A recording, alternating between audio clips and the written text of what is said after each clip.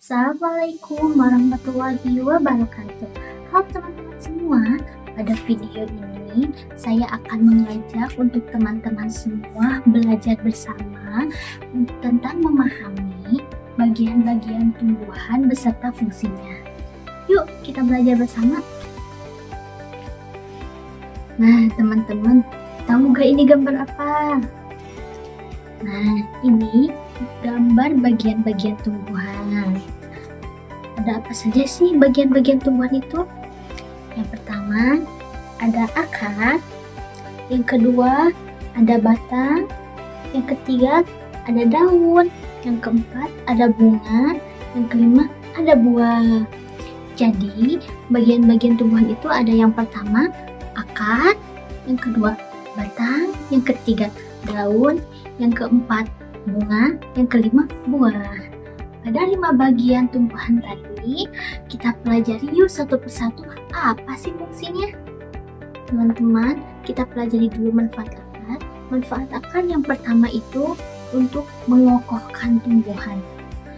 Bayangkan, kalau tumbuhan tanpa akar, pasti ketiup angin kecil juga gampang roboh.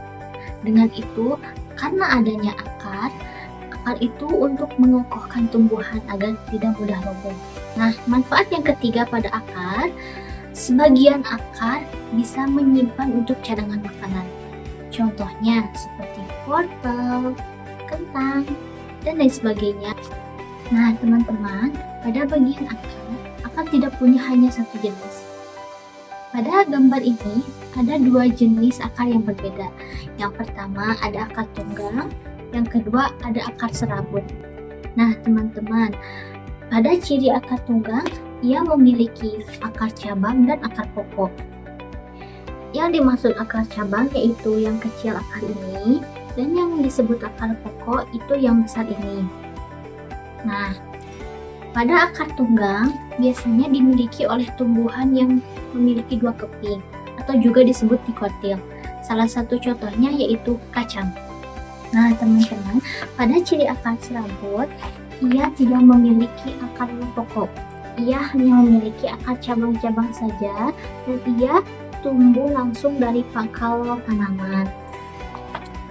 Pada akar serabut biasanya dimiliki oleh tumbuhan yang memiliki 1 keping atau juga bisa disebut monokotil. Salah satu contohnya yaitu pada tumbuhan pepaya.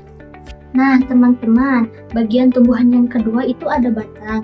Manfaatnya itu seperti saluran. Karena manfaat batang itu untuk menyalurkan air, mineral atau zat hara dari akar ke daun. Jadi prosesnya itu, salurannya itu oleh batang. Nah, teman-teman, bagian tumbuhan yang selanjutnya itu ada daun. Manfaat daun yaitu proses berlangsungnya fotosintesis, atau juga bisa disebut alat memasak bagi tumbuhan. Nah, biasanya kan daun berwarna hijau. Nah, zat hijau itu bisa juga disebut dengan klorofil. Klorofil itu adalah zat hijau dari daun. Nah, teman-teman, manfaat dari daun selain itu adalah daun menerima air dari batang. Nah, daun menerima air dari batang. Selain itu juga daun bernapas menghirup udara karbon dioksida. Daun juga menangkap sinar matahari untuk tumbuh dan berkembang. Air dan karbon dioksida pada daun diolah menjadi makanan tumbuhan dengan bantuan sinar matahari. Sebagai hasilnya, daun mengeluarkan oksigen. Nah, oksigen itulah yang dibutuhkan manusia untuk bernapas. Nah, teman-teman, pada bagian tumbuhan yang selanjutnya itu ada bunga. Manfaat bunga itu yang pertama menjadi hiasan tumbuhan, hiasan halaman rumah atau hiasan taman-taman. Nah, yang kedua itu sebagai alat perkembangbiakan pada tumbuhan. Bertumbuhnya benang sari sebagai jantan dan putik sebagai betina. Proses ini juga bisa disebut dengan penyerukan. Nah, hasil dari perkembangbiakan ini bisa tumbuh menjadi buah. Nah, teman-teman, pada bagian tumbuhan selanjutnya ada buah. Manfaat buah sendiri itu Untuk menyimpan cadangan makanan, bisa dimakan oleh manusia, juga tempatnya biji.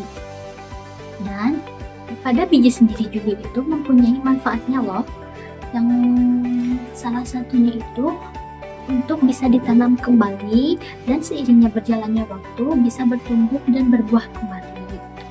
Nah, teman-teman, dari pembelajaran bareng tadi, kita bisa merasakan bahwa banyak manfaat pertumbuhan bagi manusia.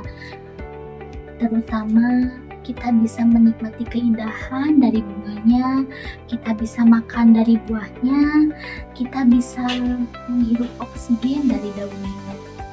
Nah, oleh karena itu, kita harus menjaga tumbuhan dengan cara sederhana untuk menyiram, menjaga, dan memberi pupuk bila dibutuhkan. Sekian dari pembelajaran bareng kita tadi. Semoga apa yang kita pelajari bersama-sama itu bermanfaat untuk kita semua. Wabillahi taufiq wal hidayah. Wassalamualaikum warahmatullahi wabarakatuh.